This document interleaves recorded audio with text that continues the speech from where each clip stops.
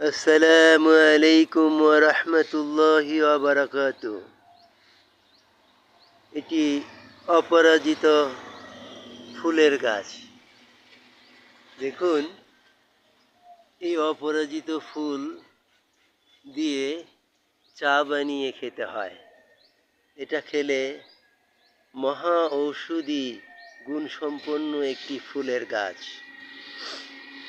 এই ফুলের চা খেলে আপনার ঠান্ডা, কাশি, গলা ব্যথা এগুলো তো ভালো হবেই, এবং ক্যান্সার প্রতিরোধক এই গাছটি মানুষের অত্যন্ত উপকারিতা একটি গাছ।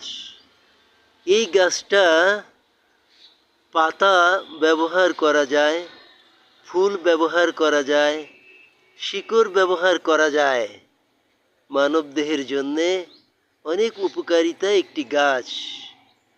এই গাছটি আপনারা ব্যবহার করুন। এই ফুল দিয়ে চা বানিয়ে খান, দেখবেন দেহের মধ্যে যত রোগ আছে সমস্ত রোগগুলো মুক্তি হয়ে যাবে ইনশাআল্লাহ। যারা এই ভিডিওটা বেশি বেশি দেখতেছেন, তারা বেশি বেশি শেয়ার করে দিবেন আপনাদের বন্ধুদের কাছে ইনশাআল্লাহ।